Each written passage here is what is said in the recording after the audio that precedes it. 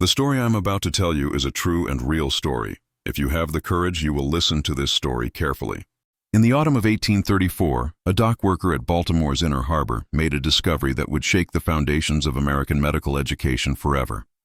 Hidden beneath layers of salt and ice in a European-bound cargo ship, he found 17 perfectly preserved human bodies, each bearing surgical incisions with the precision of a master anatomist. The shipping manifest listed them as medical specimens from St. Thomas Medical University in rural Maryland. But the dock worker recognized something far more disturbing. One of the bodies bore a distinctive scar he remembered from his own nephew, a young man who had supposedly died of fever while studying at the prestigious Catholic medical school. What authorities uncovered next would reveal a 36-year conspiracy of murder, greed, and betrayal that generated over $800,000 in blood money.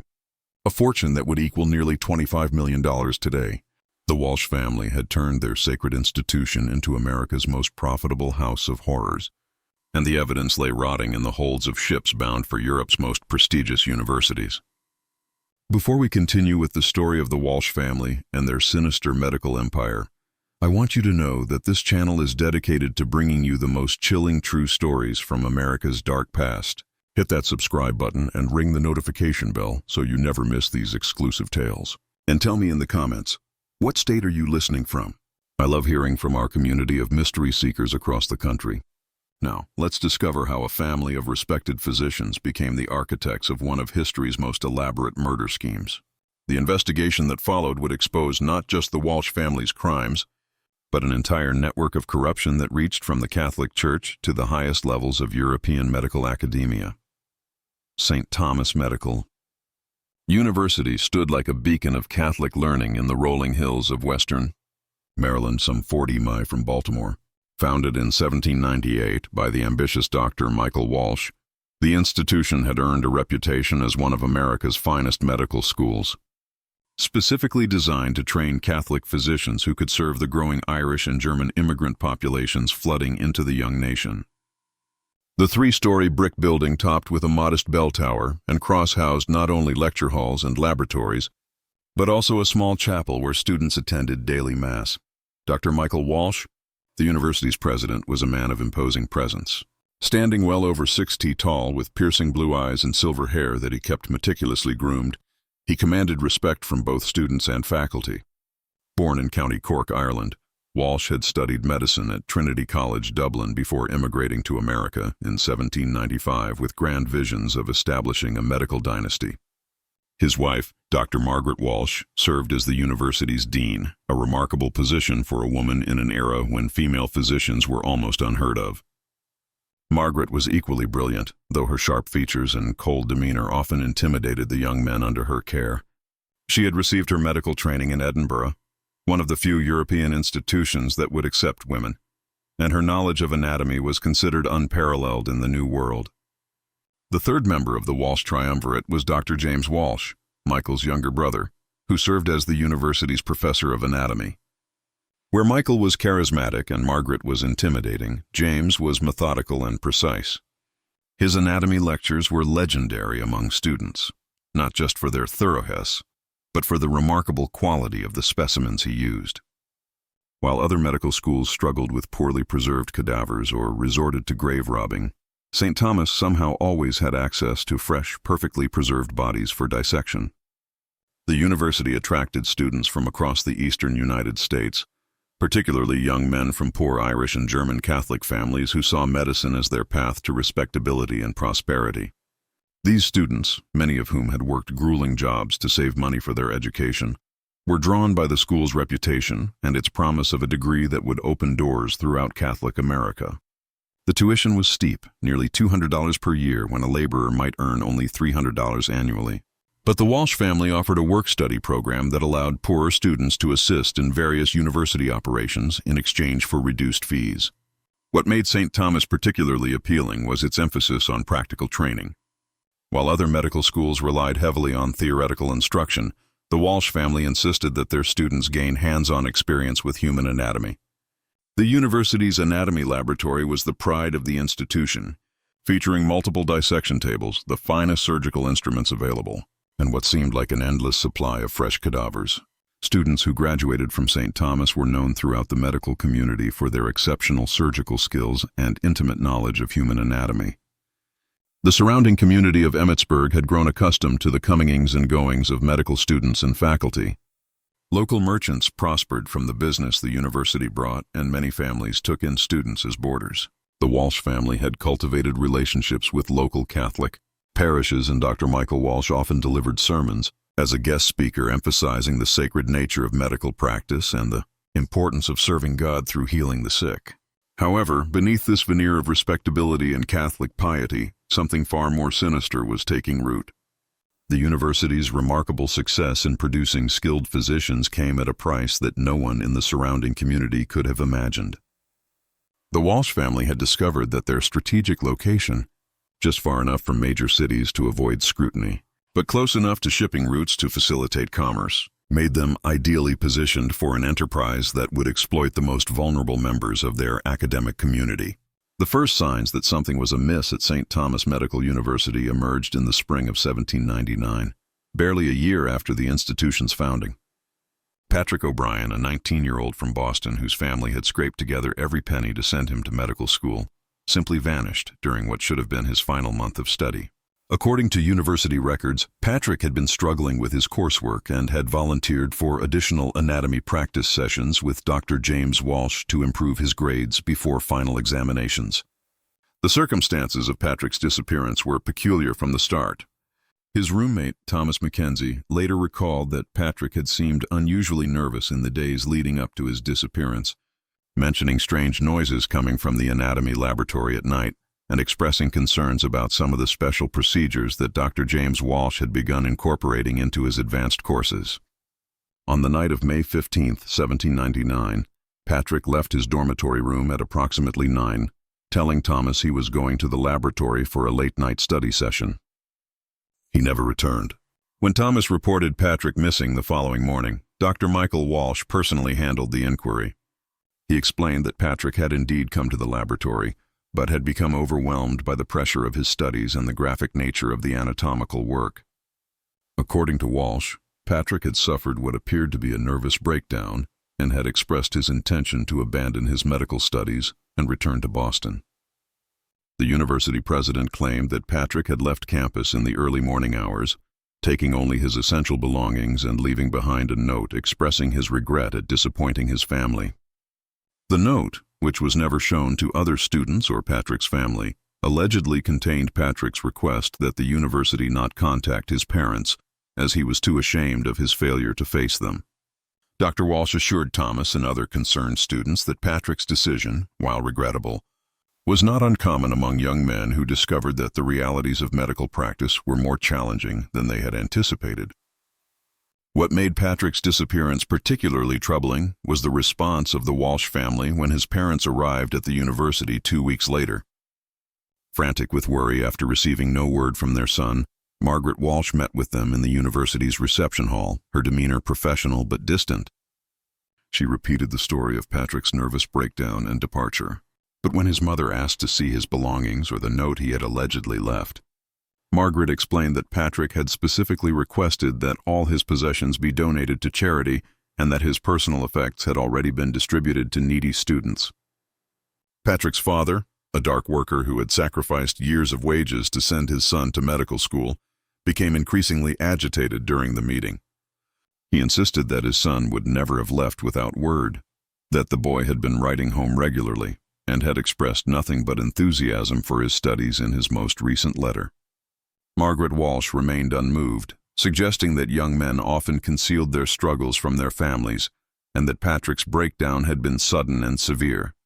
The O'Brien family's attempts to involve local authorities proved futile. Sheriff William Hawkins, who had developed a cordial relationship with the Walsh family and often dined at their home, conducted what he described as a thorough investigation.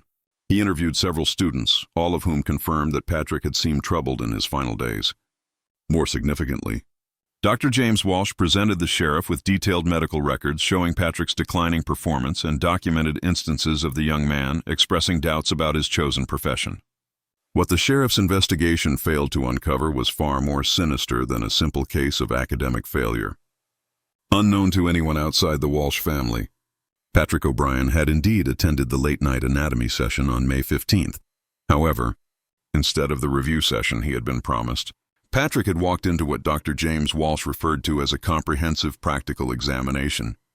The young man had been led to a private laboratory in the university's basement, a room that appeared on no architectural plans, and was accessible only through a concealed door behind a bookshelf in James Walsh's office. In this hidden chamber, Patrick had been subjected to what James Walsh described as advanced anatomical study, using techniques that the professor claimed were practiced in the finest European medical schools. The procedure involved the administration of a carefully calibrated dose of chloroform, a recently discovered anesthetic that James Walsh had obtained through his connections with European physicians.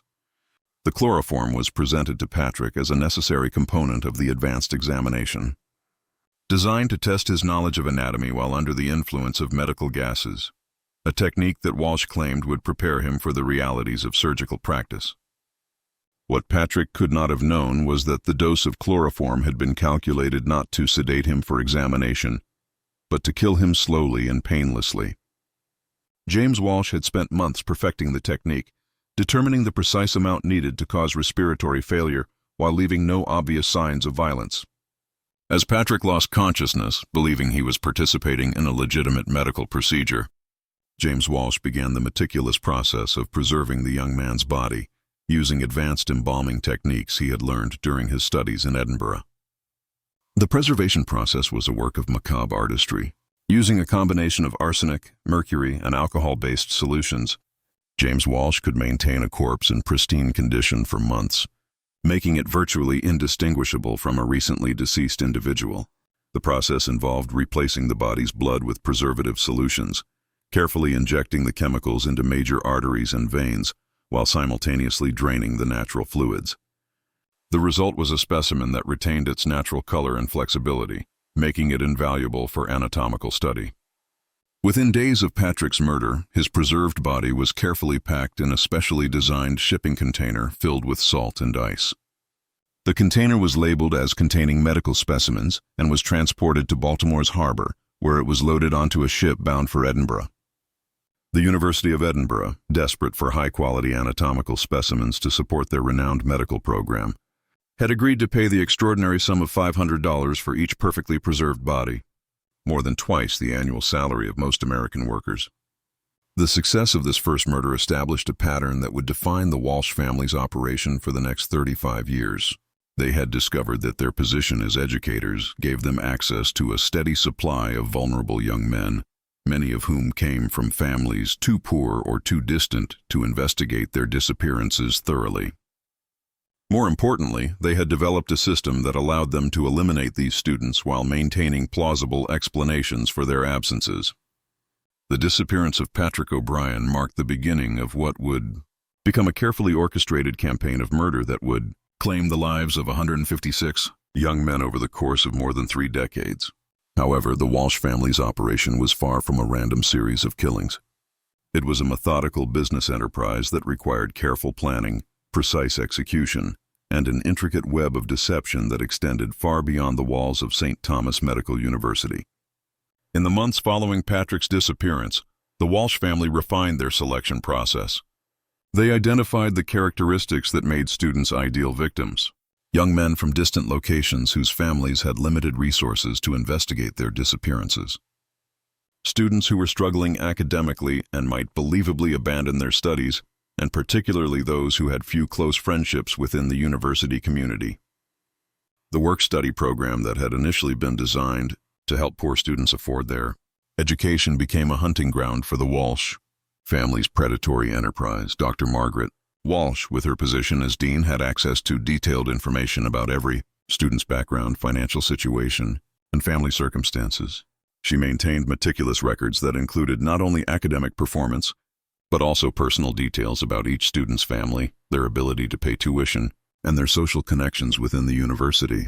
Students who met their criteria were gradually drawn into what the Walsh family called advanced study opportunities, special programs that promised additional training, but actually served to isolate potential victims from their peers. The basement laboratory where Patrick O'Brien had met his fate was expanded and improved over the years. James Walsh had created what was essentially a sophisticated killing chamber disguised as a medical facility. The room contained multiple dissection tables, advanced surgical instruments, and an elaborate system for preserving bodies using techniques that were decades ahead of their time. The walls were lined with medical texts and anatomical charts, creating the illusion of a legitimate educational facility while concealing the room's true purpose. The preservation techniques that James Walsh had developed were revolutionary for their time. By combining traditional embalming methods with chemical innovations, he could maintain bodies in perfect condition for months or even years. The process involved multiple stages. First, the careful draining of blood and replacement with preservative solutions. Second, the injection of specialized chemicals into organs and tissues. And finally, the application of external treatments that maintain the body's natural appearance and flexibility. The result was specimens that were superior to anything available to European medical schools at the time. The financial aspects of the operation were managed by Dr. Michael Walsh, who had established relationships with medical schools throughout Europe using his credentials and reputation. He had convinced institutions in Edinburgh, London, Paris, and Dublin that St. Thomas Medical University had access to an exceptional supply of fresh cadavers due to their location near several hospitals and their connections with local Catholic parishes. The European schools, desperate for high-quality anatomical specimens and trusting the word of a fellow Catholic physician, agreed to pay premium prices for the preserved bodies. The shipping operation was complex and required careful coordination. Bodies were packed in specially designed containers that appeared to be standard medical supply shipments. The containers were filled with salt, ice, and sawdust to maintain temperature and prevent decomposition during the lengthy ocean voyage. Shipping documents identified the contents as anatomical specimens or medical research materials, and the containers were labeled with the names of legitimate medical institutions. The Walsh family had developed relationships with several shipping companies, and their frequent shipments of medical supplies to Europe became a routine part of Baltimore's maritime commerce. To maintain their cover story, the Walsh family created elaborate documentation for each victim's disappearance. They maintained detailed records of academic performance, disciplinary issues, and personal problems that would support their explanations for why students had left the university. In some cases, they even forged letters from students to their families, explaining their decisions to abandon their studies and seek opportunities elsewhere.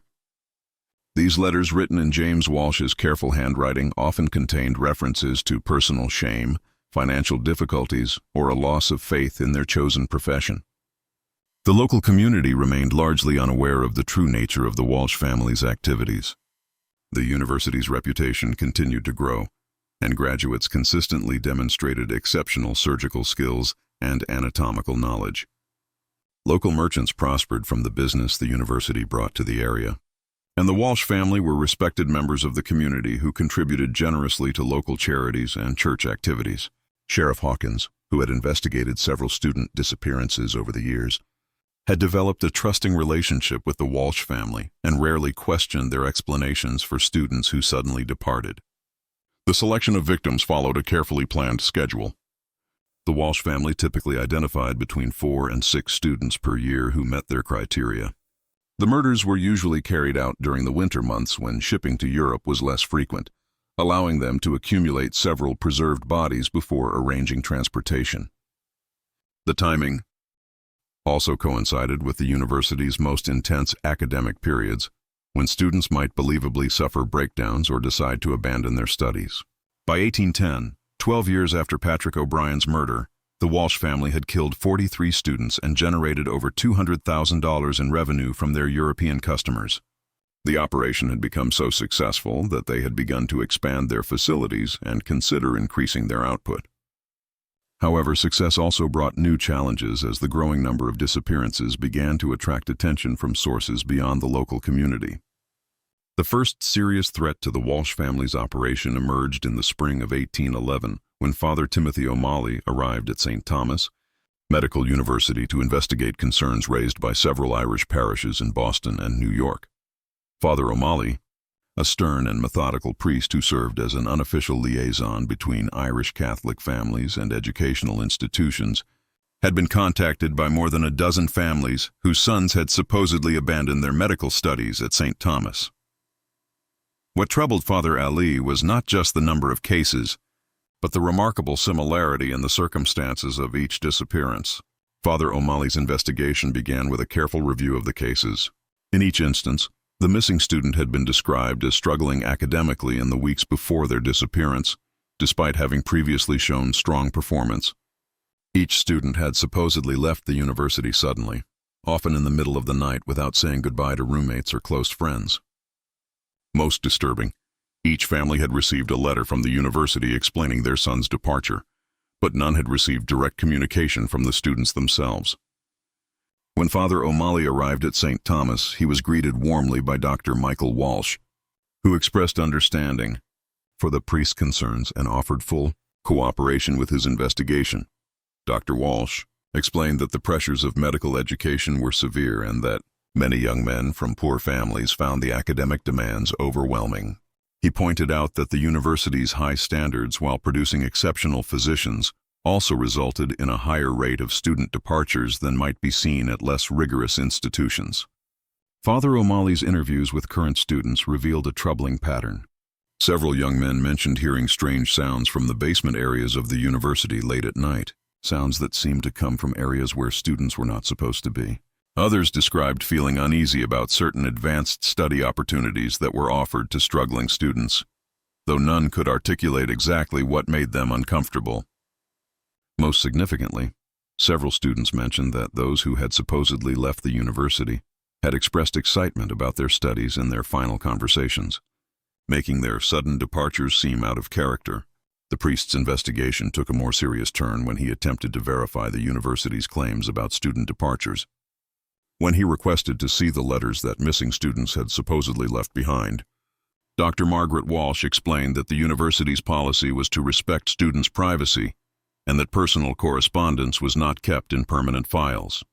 When Father O'Malley asked to examine academic records for the missing students, he was shown files that documented declining performance and behavioral problems.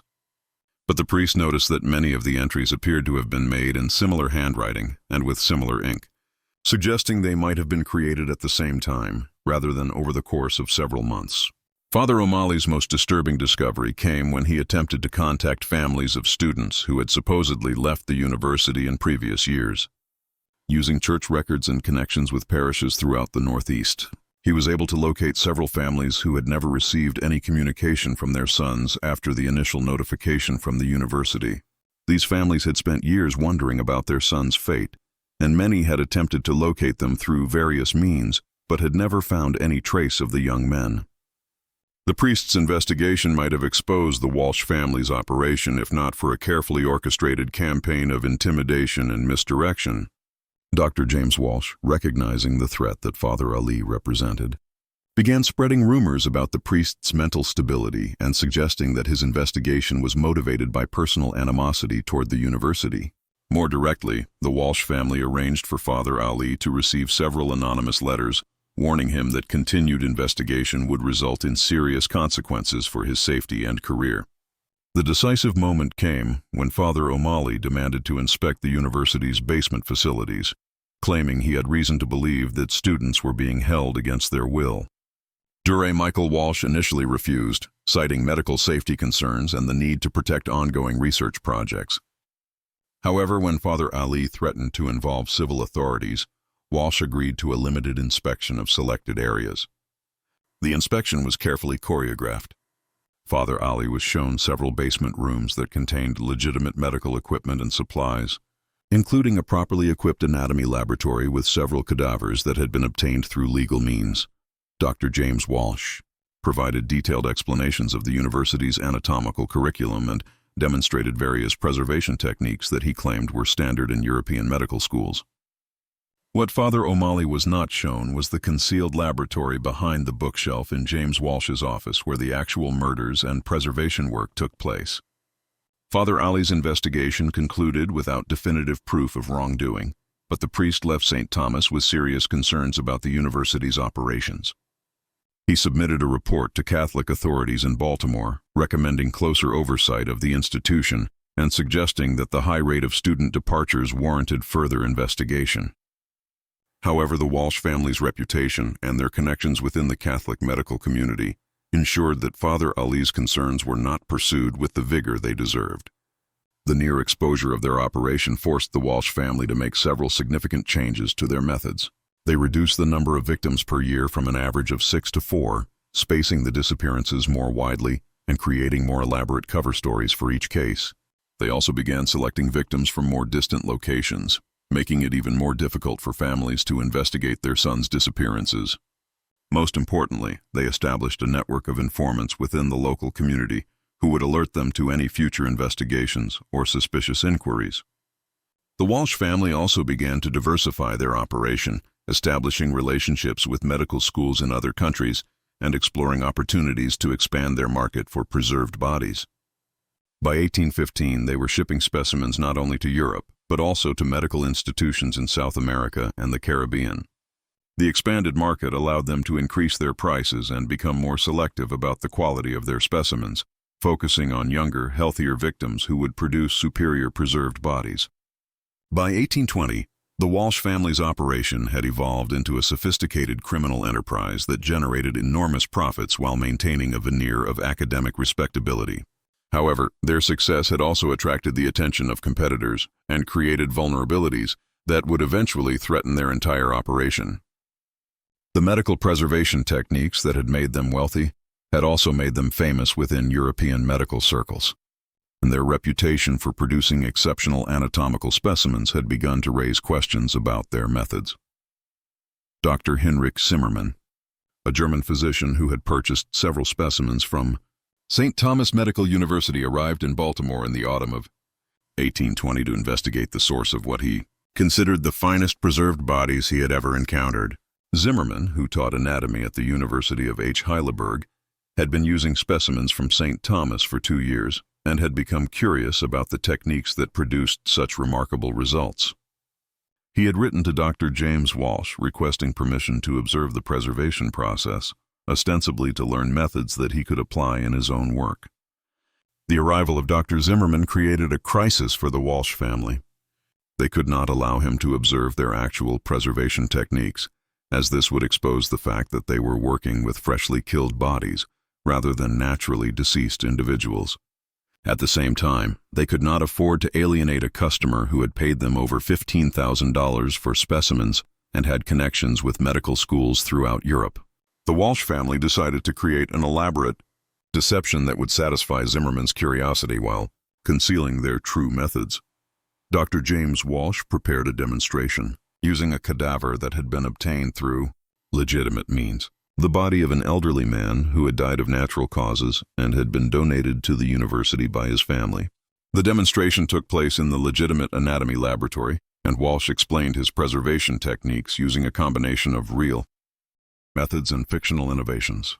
He claimed that the exceptional quality of his specimens was due to the unique climate of Western Maryland and his access to recently deceased individuals.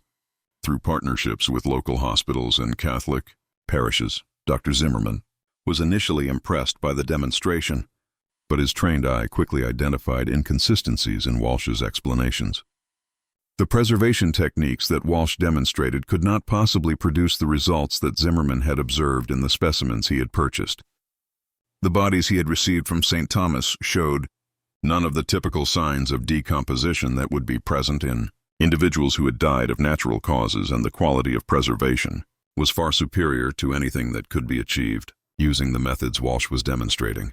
When Zimmermann pressed Walsh for more detailed explanations, the American physician became evasive and suggested that certain aspects of his techniques were proprietary secrets that he could not share. This response only heightened Zimmermann's suspicions, and he began to investigate the university's operations more thoroughly. He interviewed students and examined facilities, looking for evidence of the advanced techniques that would be necessary to produce the remarkable specimens he had purchased. Zimmermann's investigation led him to make a disturbing discovery. While examining the shipping records at Baltimore's harbor, he found documentation showing that St. Thomas Medical University had shipped over 200 preserved bodies to European institutions over the previous 20 years. This number seemed impossible for a small medical school, even one with connections to local hospitals and parishes.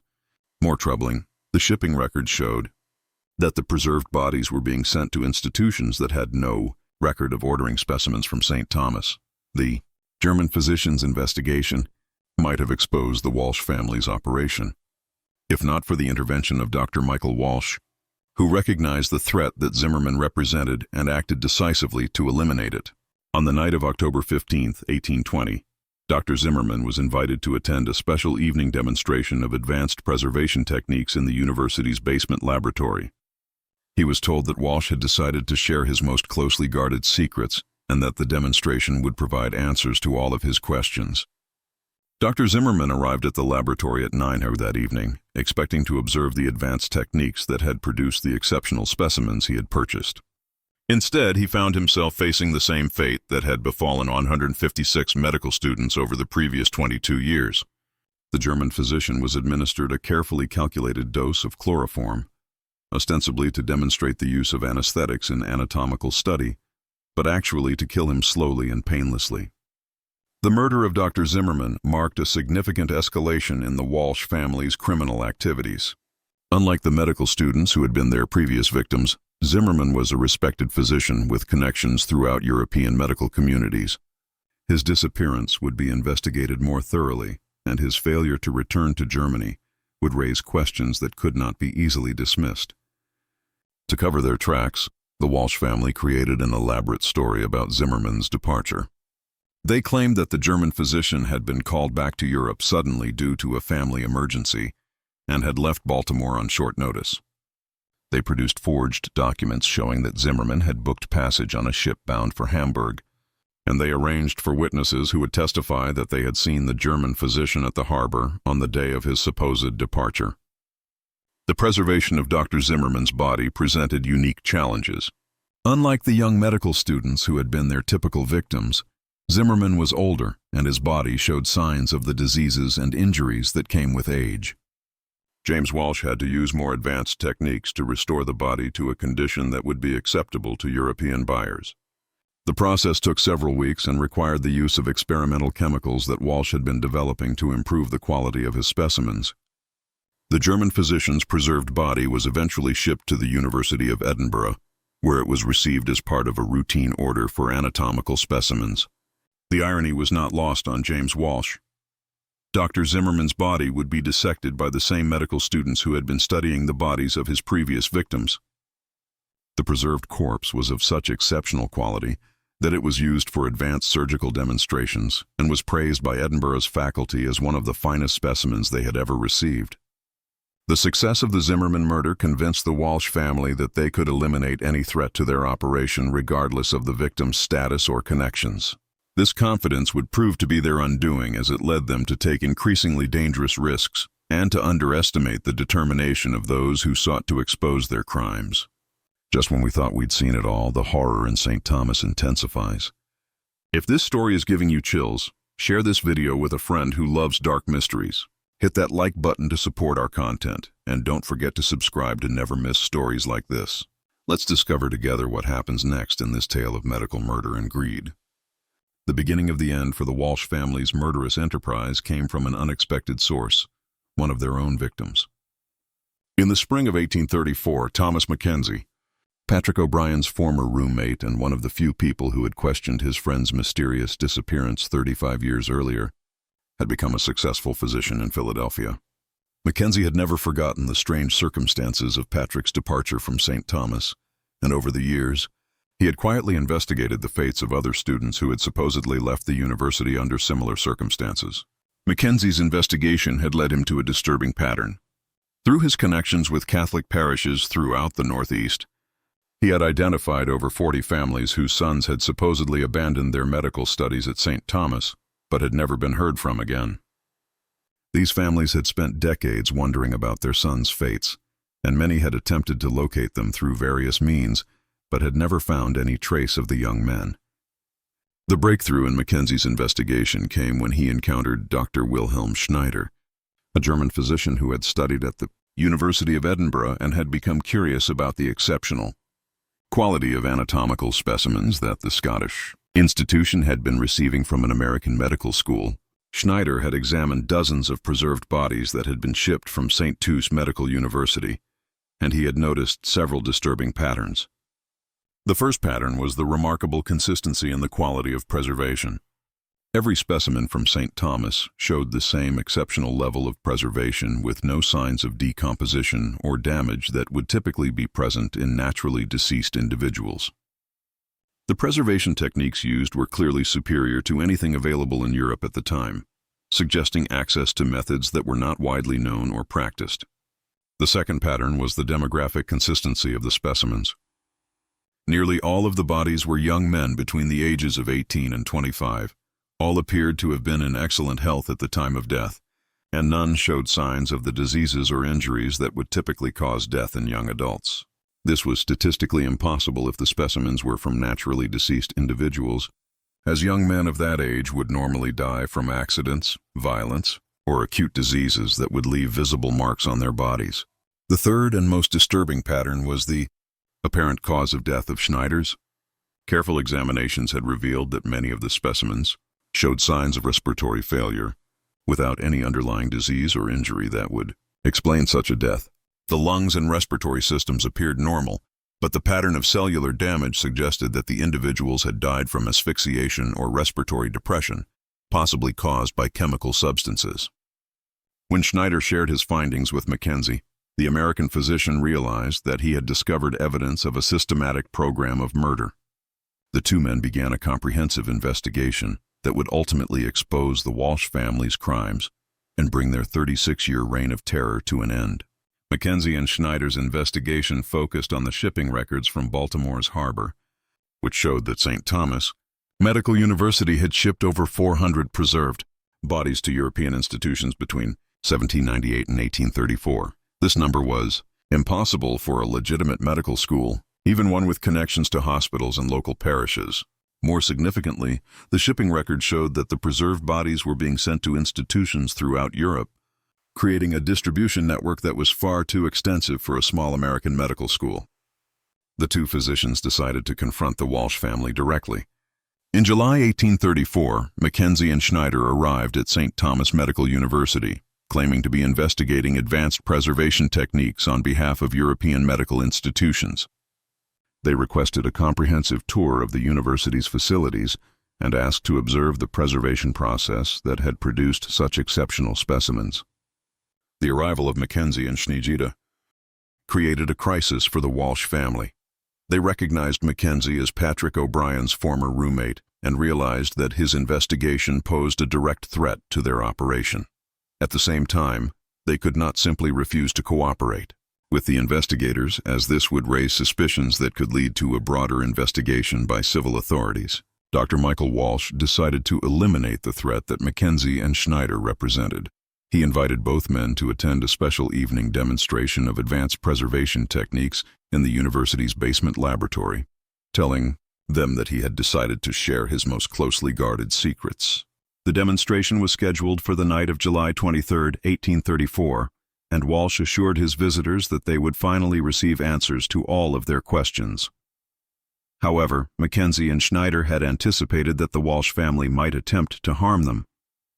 Before arriving at the university, they had shared their findings with authorities in Philadelphia and Baltimore, and they had arranged for colleagues to investigate their disappearances if they failed to return from their visit to St. Thomas. More importantly, they had hidden detailed documentation of their investigation in multiple locations, ensuring that their evidence would survive, even if they did not. The confrontation in the basement laboratory was swift and decisive. When Mackenzie and Schneider arrived for the supposed demonstration, they found themselves facing Dr. James Walsh and two assistants in the concealed laboratory where 156 young men had been murdered over the previous 36 years. The room contained multiple dissection tables, advanced surgical instruments, and clear evidence of the systematic murder and preservation of human beings. Dr. James Walsh attempted to administer chloroform to both investigators using the same technique that had killed Patrick O'Brien and dozens of other victims.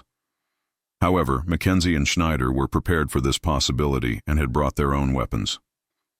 The confrontation that followed was violent and chaotic, resulting in the death of Dr. James Walsh and the serious injury of both investigators. The gunshot that killed Dr. James Walsh was heard throughout the university, bringing students and faculty running to investigate. What they found in the concealed laboratory was a scene of horror that would haunt them for the rest of their lives.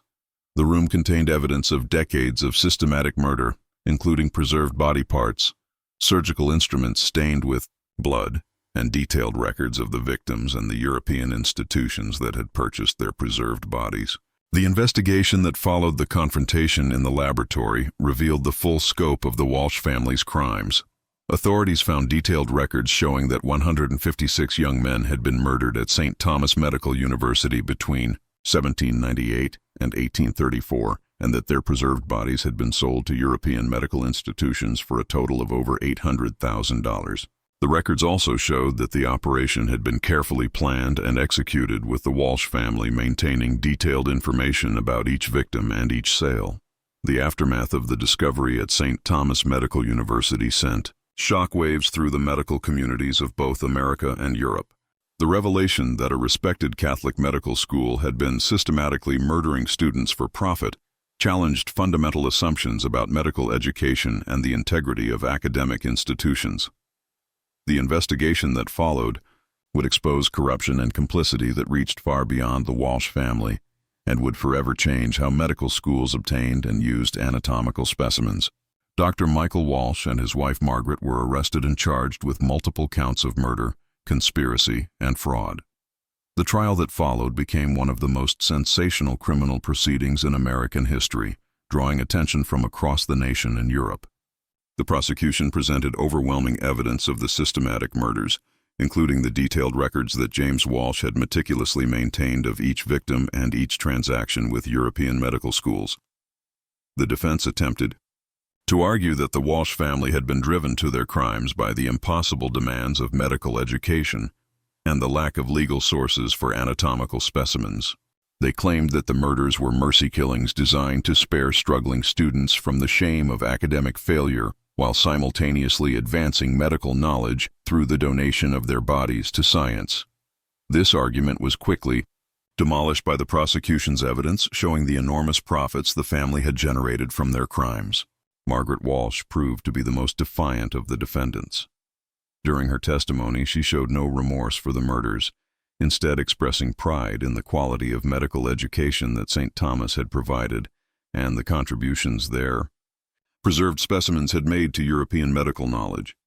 She claimed that the young men who had died had achieved a form of immortality through their service to medical science, and that their deaths had ultimately saved more lives than they had taken by advancing surgical techniques and anatomical understanding.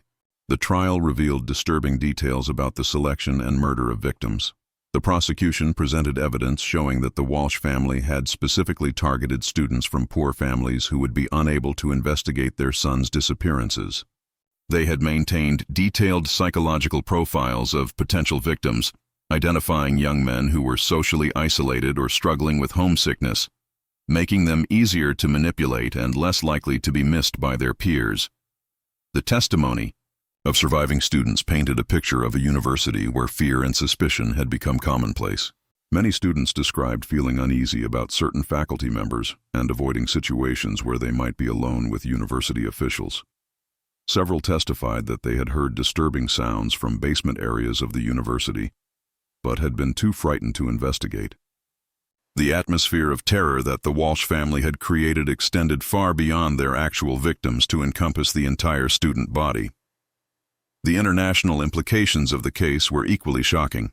The investigation revealed that prestigious medical institutions throughout Europe had been unknowingly purchasing the bodies of murder victims for over 3 decades. The University of Edinburgh, the University of Paris, the Royal College of Surgeons in London, and dozens of other institutions were forced to confront the fact that their anatomical collections contained the preserved bodies of young Americans who had been killed specifically for their medical value. The European response was swift and decisive. Medical schools throughout the continent implemented new policies requiring detailed documentation of the sources of anatomical specimens. Many institutions conducted comprehensive reviews of their collections, attempting to identify specimens that might have come from St. Thomas Medical University. Several schools held memorial services for the unknown victims whose bodies had been used for medical education without their consent. The financial investigation revealed the enormous scope of the Walsh family's profits. Over 36 years, They had generated more than $800,000 from the sale of preserved bodies, a sum that would equal approximately $25 million in today's currency. The money had been invested in properties throughout Maryland and Virginia, in shipping, companies that had transported their gruesome cargo, and in European banks that had facilitated their international transactions. The trial concluded in November 1834, with the conviction of both Michael and Margaret Walsh on all charges. They were sentenced to death by hanging, making them among the first Americans to be executed for crimes related to medical education.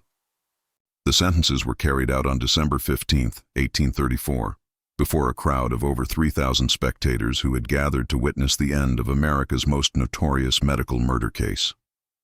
The fate of the victims' families became a central focus of public attention following the convictions.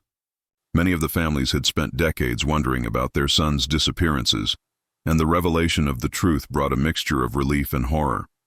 Some families sued the Walsh estate for damages, while others focused on ensuring that their sons received proper burial. The identification of victims proved challenging, as many of the preserved bodies had been shipped to Europe years earlier, and their current locations were unknown. St. Thomas Medical University was permanently closed following the discovery of the murders. The building was eventually demolished, and the land was sold to a farming family who were unaware of its dark history. Local residents reported that the site remained cursed with strange sounds and unexplained phenomena occurring for years after the building's destruction.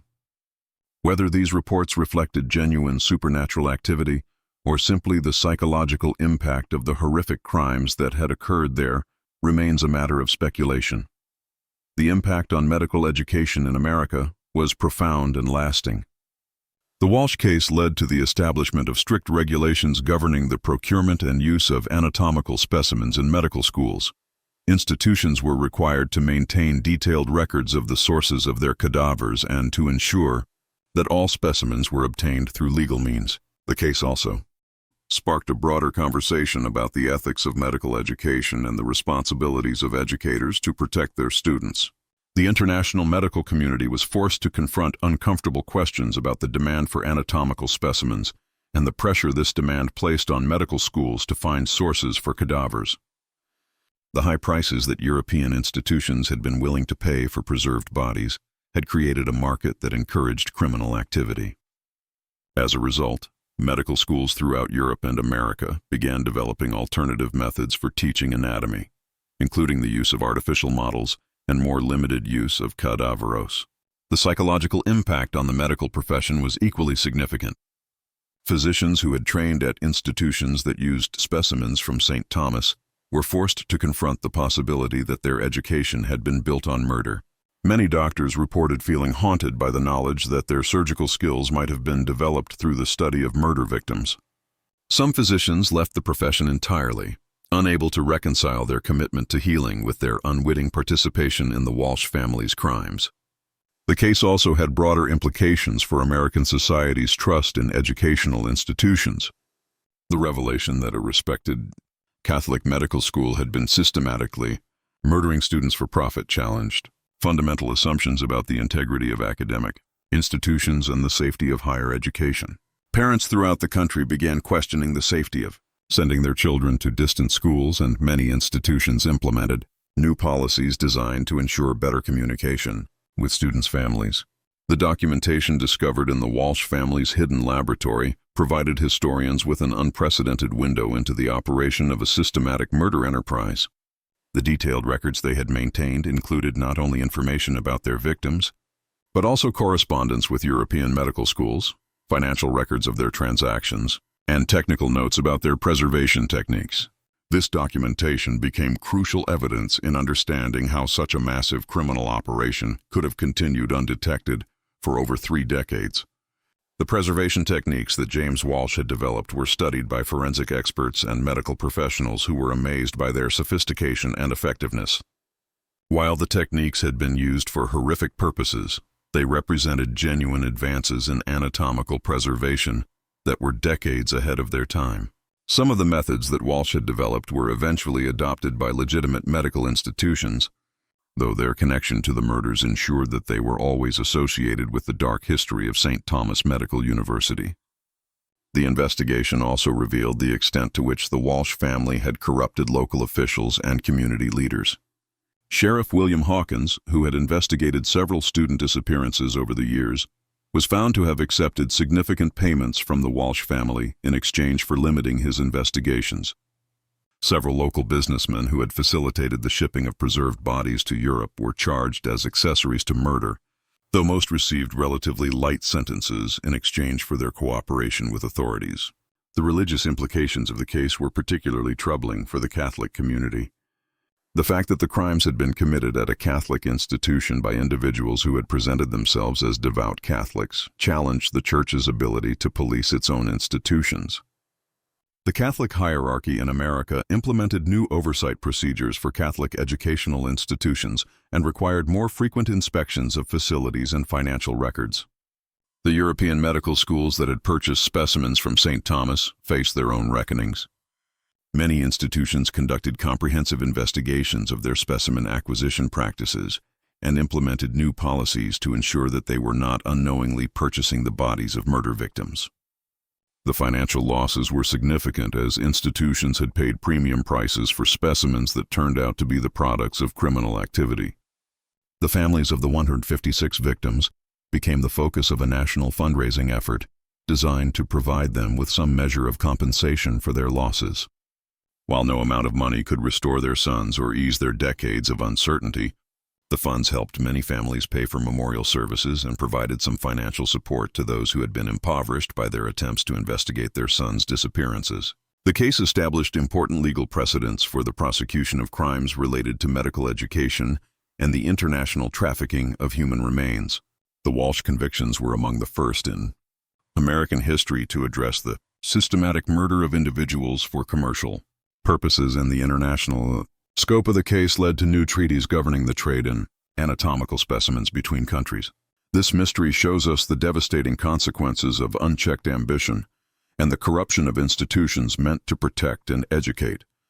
The Walsh family's crimes remind us that evil can flourish even in the most respected institutions when greed overcomes humanity and when oversight fails. What do you think of this story? Do you believe everything was revealed, or might there be other medical schools with similar dark secrets? Leave your comment below. If you enjoyed this tale and want more horror stories like this, subscribe, hit the notification bell, and share with someone who loves mysteries. The past holds many secrets, and some of them are more terrifying than we dare imagine. See you in the next video. I hope you will like this story very much. To see and tell such stories, subscribe to my channel.